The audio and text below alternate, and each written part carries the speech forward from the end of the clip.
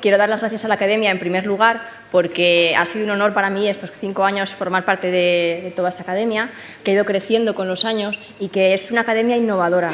Esta idea fue suya y luego se ha ido copiando a lo largo de estos años y se hace para todo el mundo, es abierta para todo el mundo. Y yo creo que ese es el espíritu de la Academia, formar a todo el mundo que quiera formarse en medicina. Bueno, y para el segundo quería comentar que me llamo Silvia Pérez Trigo, ¿vale? Como ha dicho Borja, yo fui residente de esta casa y también, otra vez, para mí es un orgullo dar esta charla aquí, en la que ha sido mi casa durante 4 años y que la he sentido como mi verdadera casa. He pasado muchas más horas a veces aquí que en mi casa. Ahora mismo estoy trabajando en el 12 de octubre y además acabé la residencia justo en mayo, con lo cual pues os puedo indicar bastante bien lo que es la residencia, porque la tengo muy cercana, pero también las salidas laborales, porque me ha tocado buscar trabajo, y buscar trabajo en tiempo de crisis. Y eso hablaremos más tarde.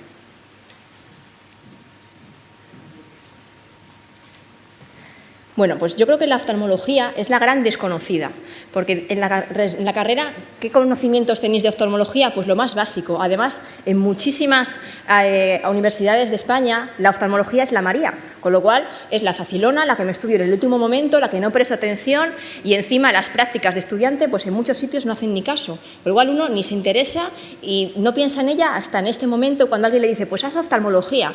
Por eso, yo creo que esta charla es importante que entendáis los conceptos más básicos de lo que es la vida como oftalmólogo. Sabéis que son 4 años de residencia, para mí se me quedan cortos, me gustaría que fueran 5, 6 o 7, porque la oftalmología es muy amplia, todo lo contrario a lo que damos en la academia, todo lo contrario a lo que se estudia en la carrera.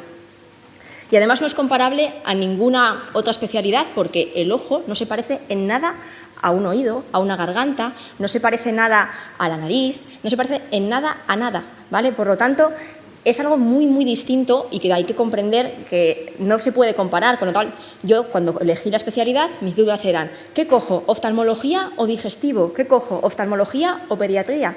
Te planteas cosas inverosímiles, eso es normal, así que no os preocupéis si vuestras dudas son, ¿qué cojo? ¿Oftalmología o cirugía torácica? Pues es normal que dudéis porque no se parece en nada a nada. Es una especialidad médico-quirúrgica, y digo médica con mayúsculas porque es más médica que quirúrgica.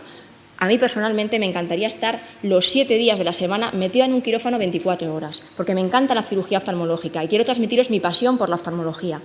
Pero, para mi desgracia, la oftalmología tiene mucha consulta, ¿vale? Ahora explicaremos después cómo es.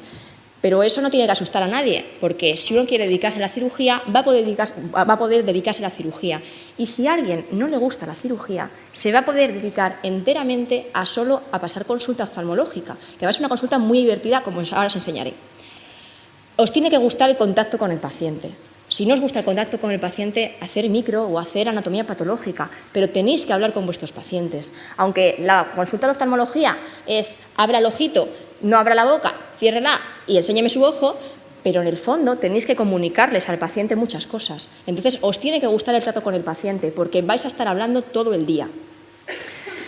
Dentro de la oftalmología, lo que yo creo que más me gusta es que somos resolutivos y autosuficientes. ¿Eso qué quiere decir? Que somos como Juan Palomo. Yo me lo guiso, yo me lo como. No pido nada a nadie, a ninguna especialidad. ¿Que quiero saber cómo está la retina? Me hago la angiografía y la retinografía. ¿Que quiero tomar la tensión? Lo hago yo. ¿Que quiero sacar unas fotos del polo anterior? Lo hago yo. Todo lo hago yo. Con lo cual, al final, no dependemos de que me pidan el escáner, que pedimos esta prueba al cirujano general que baje a verlo. No. Eso hace que la oftalmología seamos un poco separatistas y que muchas veces en el hospital nadie nos conozca, pero a nivel luego de trabajo se agradece mucho no estar pendiente de un paciente que no le puedo operar porque estoy esperando una prueba y hasta que no tenga la prueba no le puedo operar, porque esa prueba la hago yo y depende de mí, con lo cual somos mucho más resolutivos. Además, resolutivo también significa que yo veo al paciente, yo le diagnostico y le doy de alta, si puedo darle de alta, le trato y le doy de alta. No recito al paciente una y otra vez, no sé lo que tiene y al final pues eso va pasando los meses, etcétera, y el paciente pues vuelve a la consulta. No, en oftalmología nos gusta ser resolutivos, nos gusta tratar al paciente y que se vaya con su problema solucionado. Y eso sí que lo conseguimos, porque las patologías de oftalmología en muchos casos sí que se solucionan y sí que se les da de alta curado al paciente. muchos compañeros del hospital piensan que el ojo es algo pequeño y, por lo tanto, la especialidad es algo pues, también pues, secundario, es decir, somos como de segunda línea. Eso no es verdad. El ojo abarca muchísimos elementos que la gente ni siquiera conoce. Por eso, lo importante después de la residencia es intentar subespecializarse. Es decir, que nosotros vemos patología de polo anterior, podemos ver cataratas, que es lo que a veces de RE1 es lo que más ves. Después problemas en la retina, problemas de glaucoma, pero no solo tratamos esto, sino que vamos más allá y vemos problemas de la vía óptica, que esto a lo mejor lo compartimos también con los neurólogos, depende de cada hospital, problemas de estrabismo, que son enteramente del oftalmólogo, problemas de órbita, que también lo lleva el oftalmólogo, ¿vale? Las fracturas de órbita en muchos hospitales solo las opera el oftalmólogo. Problemas de la vía lagrimal, que es un problema también del oftalmólogo, y problemas de los párpados. Antes hablábamos de la cirugía estética, de la cirugía plástica. Una blefaroplastia yo me la haría por un oftalmólogo, porque cuando un cirujano plástico hace una blefaroplastia y tiene una complicación, no lo diga que las hago mal, o sea, yo no me meto ahí, pero cuando tiene una complicación y hay un ectopio, etcétera, etcétera, al final quien soluciona el problema es el oftalmólogo, porque es el que mejor conoce la anatomía de esos párpados. Entonces, nosotros también tenemos una parte estética, que además es muy bonita. Cuando hablabais antes de la cirugía estética, si me puedo dedicar solo a la estética, no hay nada de malo en intentar mejorar el aspecto de una persona. Eso también es medicina, porque si ha tenido un problema que siempre se ha visto mal en ese párpado, pues porque ha tenido un problema de pequeño, una ptosis congénita, no hay ningún problema en solucionar ese problema y que ese niño, además de poder ver mejor, se solucione un problema estético y un complejo que tenga ese paciente. Bueno, a la pregunta de ¿el oftalmólogo se olvida de la patología sistémica?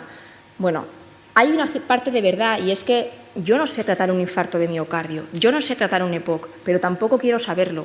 Yo cuando estudié el MIR sabía mucho sobre eso, pero ahora mi cerebro necesita espacio para los conocimientos oftalmológicos. Mi disco duro está lleno ahora y no puedo solo estudiar cosas de medicina general, tengo que estudiar mi especialidad, que es oftalmología. Por lo tanto, vas perdiendo conocimientos de ese tipo.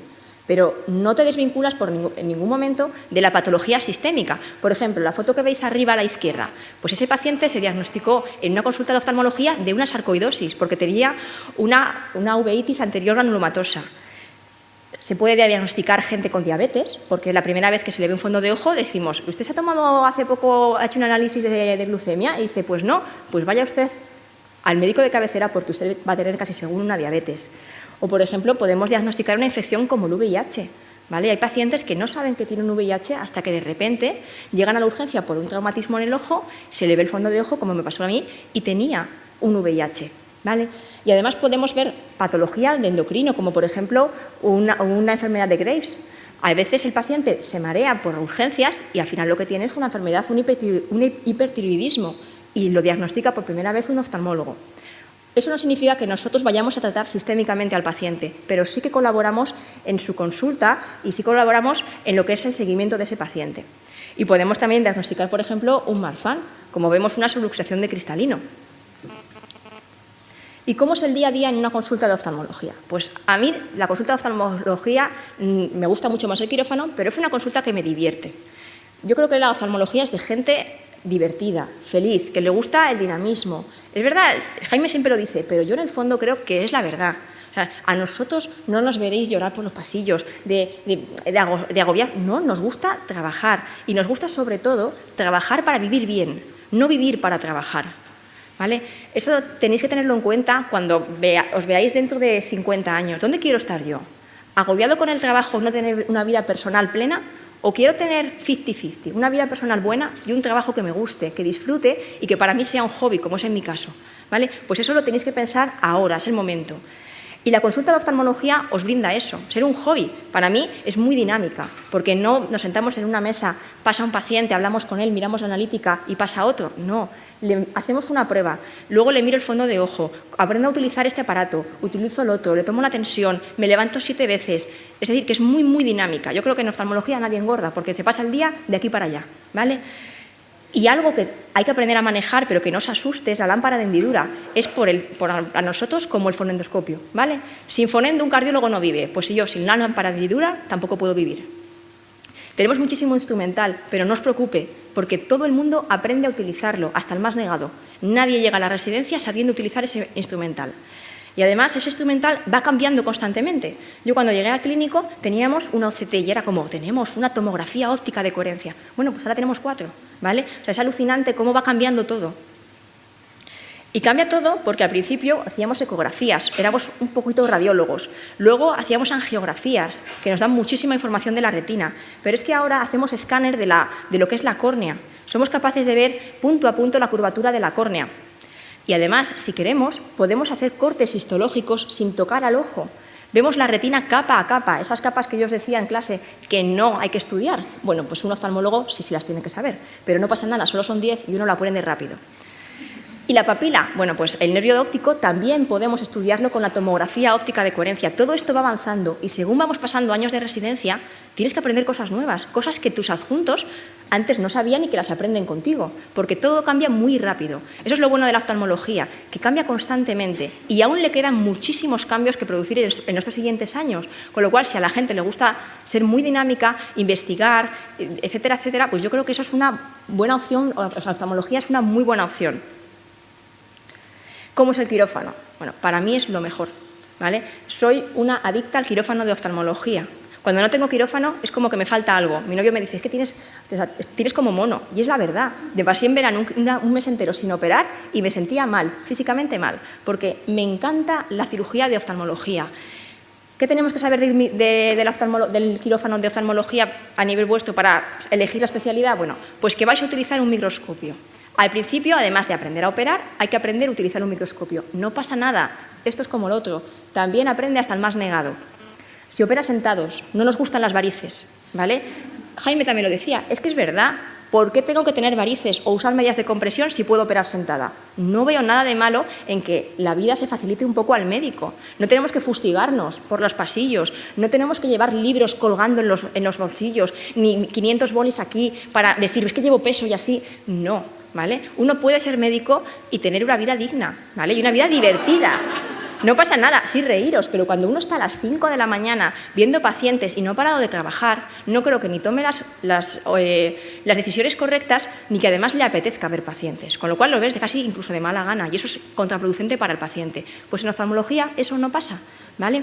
Además, para volver otra vez a la cirugía, los quirófanos duran poquito, es decir, la cirugía dura poquito. Eso, pues a veces la cirugía más larga se puede ser de 2-3 horas. Eso hace que sea muy dinámico el quirófano y no te aburras de residente mirando por encima a veces, como hacían en otras especialidades, hasta que te dejan operar a ti. Es muy corto, con lo cual es muy dinámico. Usamos una anestesia locorregional. Eso quiere decir que a veces con gotas somos capaces de operar una cirugía de catarata. El paciente se va de alta enseguida, gastamos poco, somos muy eficientes en el quirófano, ¿vale? Con lo cual, el hospital muchas veces sí nos quiere, porque somos una manera de levantar las listas de espera, porque somos muy rápidos. Está infravalorada por el paciente y yo diría que por otros compañeros, ¿vale? Hoy me decía una chica, no, es que claro, quiero operar a mi madre de cataratas, eso sería un momentito, ¿no? No, no es un momentito. Es una cirugía complicada que se tarda 4 años en aprender. Un R1 no se le va a dejar hacer una cirugía entera de catarata, así, desde que llega. No, tiene que haber muchas y poco a poco aprender a hacer los pasos. Es una cirugía muy delicada y eso es difícil transmitirlo al paciente y que el paciente entienda las complicaciones. Y las complicaciones de una cirugía de cataratas muchas veces son pues graves y que el paciente no va a recuperar la visión que tenía antes. Es muy variada, como ya he dicho, hacemos cataratas, glaucoma, queratoplastias. Fijaros, esa fotografía a mí me parece preciosa. Levantar la córnea de un paciente y tener el ojo abierto durante unos minutos hasta que le damos los puntos, ¿vale? Es impresionante, pero eso lo vais a hacer el día de mañana si escogéis oftalmología. Además, es una cirugía endoscópica, es decir, yo meto unos pinchitos, como os digo en las clases, y soy capaz de eliminar el hemovíteo, soy capaz de restaurar la retina. La verdad es que yo creo que todos estos detalles hacen que la cirugía sea muy atractiva y te llene por dentro. Lo que pasa es que algún inconveniente tenía que tener la cirugía y es que tiene un largo proceso de aprendizaje. Incluso cuando acabas la residencia no eres experto en todas las cirugías, es imposible, necesitas años después para conseguir un buen nivel en todo. Lo que tenéis que aprender durante la residencia son las cataratas, eso es fundamental, no podéis salir de la residencia sin haber operado muchas cataratas y operarlas bien, pero yo creo que hoy en día en casi todos los hospitales de España se sale bien formado en cirugía de cataratas, pero si se puede formar en algo más, es fundamental formarse en algo más. A la pregunta de hospital grande o hospital pequeño, Pues mira, yo no la contestaría porque no tiene sentido en oftalmología. Lo importante son las secciones. Necesitáis un hospital que esté dividido en secciones, es decir, que haya adjuntos que se dediquen exclusivamente a la superficie ocular, otros que se dediquen o que tengan una unidad de uveitis, otros que se dediquen al glaucoma, otros a oculoplastia, al estrabismo y a la cirugía y a la oftalmología pediátrica, a la neurooftalmología y a la retina. Tiene que estar dividido. Eso hace que esas personas estén muy formadas en esa subespecialidad, con lo cual para vosotros es mucho más fácil aprender de ellos. Y además las rotaciones deben de tener un tiempo en cada subespecialidad. Eso hace que vosotros durante unos meses os dediquéis solo a ver glaucoma en esa consulta y en el quirófano. Os permite estudiar mucho mejor que si, por ejemplo, un día veis glaucoma y al día siguiente veis retina y al día siguiente veis otra cosa. Eso es lo que tenéis que intentar evitar. Entonces, da igual el hospital grande o pequeño. Lo que tenéis que ver es todas las subespecialidades en secciones. Y yo creo que también es fundamental tener un gran volumen asistencial, ¿vale? Yo cuando fui a preguntar a un hospital de Madrid, llegué a las 12 de la mañana, porque bueno, pues iba de periplo por Madrid y iba preguntando en muchos hospitales, y cuando llegué a uno, a las 12 de la mañana, la verdad es que aquello estaba un poco desierto. Y dije yo, pero a ver, o sea, a mí lo que me interesa durante la residencia es llenarme de todo conocimiento que pueda. Si yo llego aquí a las 12 de la mañana y ya está en medio acabando la consulta, ¿qué voy a aprender yo de 12 a 3 de la tarde? Yo creo que es fundamental que esté atiborrado de pacientes el hospital. Es fundamental que veáis de todo. Y además que os canséis de trabajar, que lleguéis a casa cansados y decir, no puedo más con mi alma porque estoy cansado. La residencia es un periodo formativo y es algo que no se repite luego en la vida, con lo cual todo lo que aprendáis durante la residencia es necesario para vuestra vida de adjunto. Así que yo creo que esto también es importante para las especialidades. Necesitáis hospitales con muchísimo volumen asistencial, porque pasillos vacíos yo creo que no forman a nadie. ¿Cómo es la residencia de oftalmología? De R1 yo creo que uno anda un poco perdido, se echa las manos a la cabeza y dice en oftalmología, ¿qué he elegido? Primero porque no sabes manejar el instrumental y tienes que aprenderlo y te sientes un poco tonto. Después, porque además no tienes rotaciones fuera del servicio, que eso para mí es una ventaja, porque a mí no me interesa rotar en cirugía general si solo voy a operar ojos, no me interesa estar en anestesia si solo voy a operar ojos, con lo cual las cirugías externas dentro de lo que es la oftalmología no se hacen a nivel de R1, quiero decir. Las guardias de oftalmología se empiezan desde R1 en casi todos los hospitales de Madrid que yo conozca. Algunos al principio hacen guardias también de puerta, pero son los menos. Yo creo que es una ventaja hacer guardias de especialidad directamente desde R1. Bueno, de R2, R3 y R4 son años muy intensos, ¿vale? La calidad depende la calidad de vida depende de tu hospital. Si eres un hospital con muchísima actividad, tu calidad de vida no va a ser tan buena, pero no pasa nada, no es intensivos. Las guardias solo son de oftalmología y además no tenemos planta, con lo cual es algo que nos quitamos. La vida como oftalmólogo, yo creo que la vida como oftalmólogo una vez pasada la residencia es genial, ¿vale? Hay pocas guardias o ninguna a veces. Las salidas laborales, pues en esto sí que puedo tener experiencia ahora en tiempos de crisis. Yo os puedo decir que no vais a tener un trabajo fijo al acabar, pero es que no creo que ninguna especialidad os ofrezcan un contrato indefinido, nada más acabar. Las cosas están mal para todos, pero hay que tener esperanza. Yo creo que las cosas van a cambiar. Yo tengo suerte y puedo decir que he ido lanzando bajas laborales, con lo cual he tenido constantemente trabajo y mis compañeros, mis coerres, a la gente que conozco también le ha pasado lo mismo. Es decir, que en oftalmología seguimos teniendo trabajo y además en la medicina privada tenemos trabajo y no hay nada de malo en trabajar en clínicas privadas. Los pacientes son pacientes aquí, allí y en Hawái, ¿vale? Todo el mundo se pone malo y todo el mundo tiene problemas y hay gente que acude a los hospitales públicos y hay gente que acude a hospitales privados. No pasa nada y no hay que tener miedo a trabajar en sitios privados porque somos oftalmólogos igual y somos médicos igual. Además tenemos la gran ventaja de la cirugía refractiva. Todo el mundo pues, no le gustan las lentillas ni las gafas y si se puede quitárselas mejor. Eso luego es una salida laboral también bastante buena. La calidad de vida es muy buena de adjunto. Yo no puedo negar que no vivo estresada, te estresas con otras cosas, pero desde luego con guardias no te estresas, ni con pacientes no sé cómo decir, o sea, no tiene que ver con las residencias, de otra manera, se vive mejor, aunque por supuesto trabajas mucho y muchas horas. Yo creo que en oftalmología no conozco a nadie que tenga el síndrome de estar quemado, mientras que en otras especialidades a veces sí que pasa. Pasados los años, los oftalmólogos no se queman, les gusta su especialidad y viven felices. Y eso yo creo que es importante a largo plazo.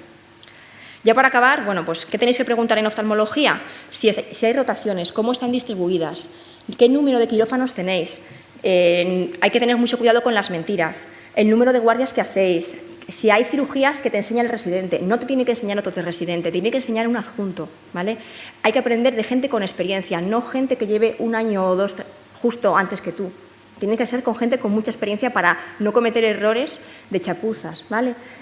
El papel del residente en la consulta, tenéis que ver si es un hospital dinámico o no. Y el ambiente es importante. A mí trabajar en Sarajevo no me gusta trabajar con gente que me caiga bien, que la gente se lleve bien y que sean buenas personas.